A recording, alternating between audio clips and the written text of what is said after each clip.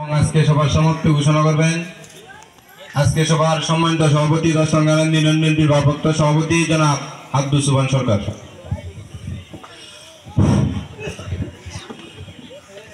বিসমিল্লাহির রহমানির রহিম। আজকে এই মত বিনিময় সভা দলের অঙ্গ ও সহযোগী সংগঠনের সকল নেতাকর্মী নারায়ণ ইউনিয়ন বিএনপির পক্ষ থেকে আসসালামু আলাইকুম। আমরা 2001 সালে ডাক্তার মোহাম্মদ সাহেবকে নিয়ে এই বাইকটা একটা আলোচনা করেছিলাম। আজ থেকে 24 বছর আগে আল্লাহর রহমত এর মাঝে কিন্তু আমরা পুরো জায়গা মুক্তভাবে আকাশের নিচে পুরো আলাপ আলোচনা বিএনপির পক্ষ থেকে এখন করতে পারি নাই। গত 5 তারিখে এই দোকানে 12টার 10-এ শেখ হাসিনা সরকার বলছে যে আওয়ামী লীগ সরকার আমরা বাইরে পাইবা যে কোনোদিন পালানোর সরকার না, সে কোনোদিন পালাবে না। একটা 10-এ সংবাদ পেয়েছে সে পালাই গেছে গা। সরকার এই দেশটা লুণ্ঠন করে তার ছেলেবেলা লইয়া লুটতে পারছে সাধারণ মানুষের উপরে কোরআন দিছে। সাধারণ মানুষ 1 টাকা দিয়ে 10 টাকা কিনতে আছে। আর তাছাড়া সামুদারা বিদেশে 200, 100, 150, 50 বাড়িঘর করছে, যাচ্ছে আমরা হাজার বিঘার মালিক হয়ে যাচ্ছে।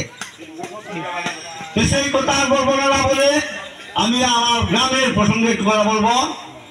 আমরা দল এই দল হলো বিএনপি, দলের কমান্ডার হলো পূর্ববাংলার বিএনপি সভাপতি বাবুল আলম তালুকদার।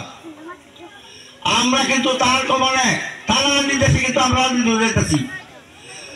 কিন্তু কিছু লোক বিভ্রান্তিকর করতেছে, কাগজ কলমে ভুগতেছে যে কমিটি করবো, সভাপতি মারিব, সেক্রেটারি মারিব, ওই ধরনের একটা কমিটি বিভ্রান্তিকর করতেছে। এরা হলো বিএনপি, অর্ধেক হলো আওয়ামী লীগ আর অর্ধেক হলো বিএনপি কমিটি করতেছে। একটা বুয়া কমিটি, পরিচালনা কমিটি, কমিটি, এই কমিটি কোনোদিন কাজে রাখবে না। কাজে আমরা সকলকে অনুরোধ করে বই কোন নির্দেশনা মানবেন না। এই বলতেছে টিকিট দেওয়া হচ্ছে, টিকিট দেওয়ার বই দেওয়া হয়েছে না। টিকিটের ঘর তৈরি হবে, এরপরে টিকিট বিক্রি হবে। টিকিট যে কোন সময় কে ভাই বলা যায় না, কিন্তু তারা বলতেছে যে টিকিট কিন্তু বিক্রি হয়ে গেছে। টিকিট আয়া বসে ভাই আছি, এই যে বড় কথা, টিকিটের ঘর হনে হয়েছে না। টিকিটের ঘর তৈরি হওয়ার পরে টিকিট বিক্রি হইব। কাজে এই সমস্ত ভুয়া প্রতারণার উঠে পাচ্ছে কেউ আপনাকে দলের বিভ্রান্তি সৃষ্টি করবেন না, আওয়ামী লীগের প্রতারণা করবেন না।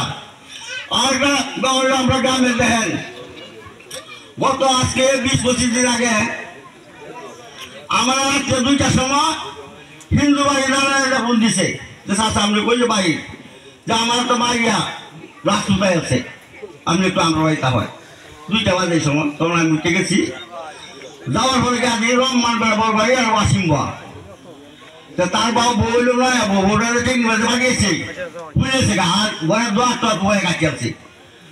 পরে জিজ্ঞাসা করলাম কে কে আছে, তখন কইছে লোক আছে 15-16 জন, তার মাঝে 4-5 জন আমরা দেখছি, আর দিনগুলো বাইরে। তখন নাম বলছে আমরা বড় মানুষ হলো নেত্রকোট আসাম হলো গাড়ির ড্রাইভার আলমগীর, কিন্তু সে গাড়ির ড্রাইভার, তার ভাষণে বোঝা যায় যে আসাম রাস্তার কত বড় রাষ্ট্রীয় বড় নেতা হলো এই মরমানিসা। সে আওয়ামী লীগের ঘরটা ফোলা হলো আব্দুল্লাহ শহরে আগে এরকম চক্রান্ত করছে।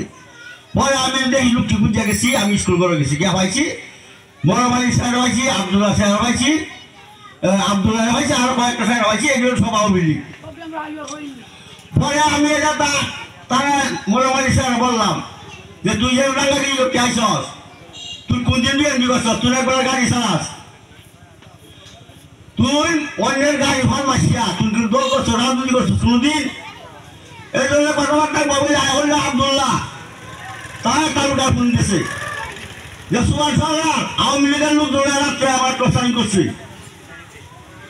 এটা আমার বিচার প্রার্থী হয়েছে। এবং গত বুধবারে এটা হইল 2 ভাইয়ের নামে একটা দলিল 20 শতাংশ জমি। 2 ভাইয়ের নামে 20 শতাংশ জমি হইলে এটা